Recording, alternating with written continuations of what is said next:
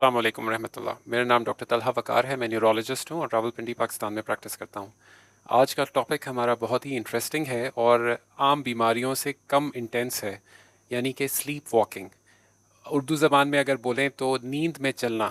بہت سے لوگوں نے یہ اپنے بچوں میں دیکھی ہوتی ہے چیز کہ وہ رات کو کسی وقت جاگ کے ایک کمرے سے اٹھ کے دوسرے کمرے میں چلے جاتے ہیں، یا اپنے ہی کمرے میں ایسے ایکٹ کرتے ہیں جیسے وہ کوئی چیز تلاش کر رہے ہیں، یا اکثر بچے نیند میں کچھ بڑبڑاتے ہیں، بولنے کی کوشش کرتے ہیں۔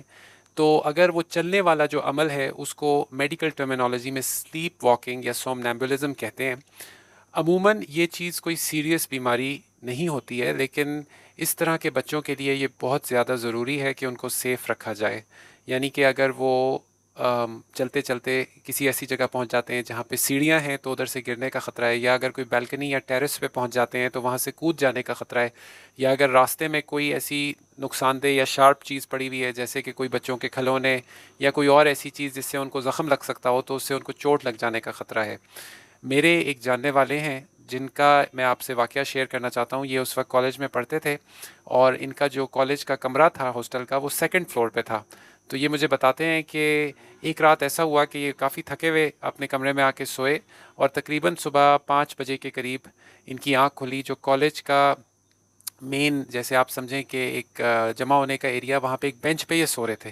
تو یہ حیران ہو گئے اپنے آپ کو دیکھ کے کہ صبح تقریباً ہونے والی تھی، انہوں نے شارٹس پہنا ہوا، بنیان پہنا ہوا، جیسے کالج وغیرہ ہاسٹل میں بچے سوتے ہیں، لڑکے سوتے ہیں۔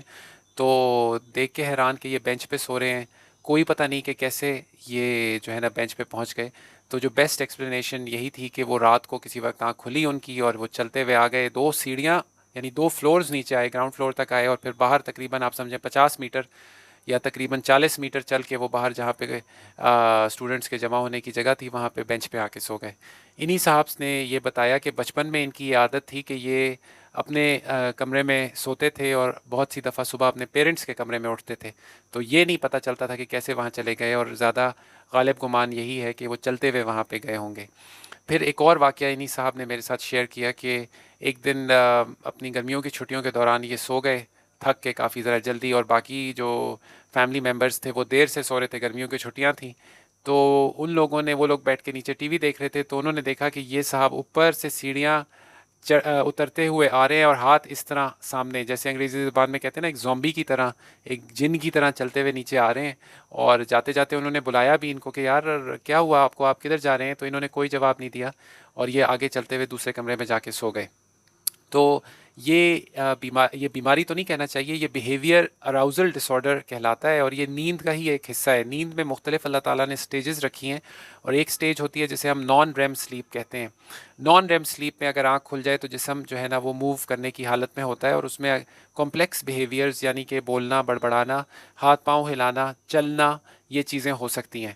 اور اس میں جو مین ٹارگٹ یہی ہوتا ہے کہ ایسے لوگوں کو سیف رکھنا ہوتا ہے کہ وہ کہیں سے گر نہ پڑیں، کوئی چوٹ نہ لگ جائے ان کو، کوئی اپنے آپ کو نقصان نہ پہنچا لیں، زخم نہ بن جائے ان کا۔ اگر آپ ان کو سیف رکھ سکتے ہیں تو یہ مسئلہ اتنا سیریس نہیں ہے۔ عام طور پہ اس طرح کے پیشنٹس کو نیورو کلینک یا سلیپ کلینک میں دیکھا جاتا ہے، اور اگر یہ مسئلہ بہت شدید ہو اور اس سے مریض یا فیملی والوں کو بہت زیادہ پریشانی ہو رہی ہو، پریشانی کا سامنا ہو، تو کچھ میڈیسنز بھی ایسی تجویز کی جا سکتی ہیں جو ان پیشنٹ کو اس مسئلے کو کنٹرول کرنے میں ہیلپ کر سکتی ہیں۔ عموماً اس مسئلے کی ڈائگنوسس کے لیے کوئی بھی ٹیسٹ وغیرہ کی ضرورت نہیں ہوتی ہے، ڈاکٹر صاحب آپ کے نیورولوجسٹ یا جو بھی ان کا شعبہ ہے وہ ان ہسٹری سن کے اور معائنہ کر کے اس کو اچھے سے ڈائگنوز کر سکتے ہیں۔ سائنٹسٹ کو ابھی تک بھی بہت کلیئرلی یہ بات پتہ نہیں ہے کہ اس طرح کا بیہیویئر کچھ بچوں میں کیوں ہوتا ہے اور بچوں میں نہیں ہوتا ہے۔ عام طور پہ جیسے ہی انسان ٹین ایجز میں آتا ہے تو یہ والا مسئلہ کم ہو جاتا ہے۔ بڑے لوگوں میں اگر یہ مسئلہ ہو تو یہ کچھ اور بیماریوں جیسے پارکنسنس ڈیزیز یا ایک اور بیماری ہوتی ہے، اسے ہم کہتے ہیں نان ریم سلیپ ڈس آرڈر یا نان ریم بیہیویئر ڈس آرڈر، اس کی علامت بھی ہو سکتی ہے۔ تو اس کا ججمنٹ سب سے بہتر آپ کے نیورولوجسٹ کر سکتے ہیں۔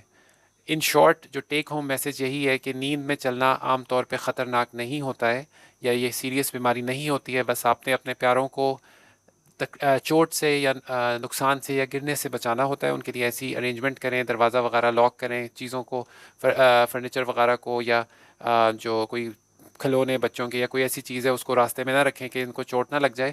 اور اس طرح کے بندے کو عام طور پہ گراؤنڈ فلور پہ کمرہ دینا چاہیے، فرسٹ فلور پہ کمرہ دینے کا نقصان ہو سکتا ہے، گر جائیں وہ یا ایسا کوئی۔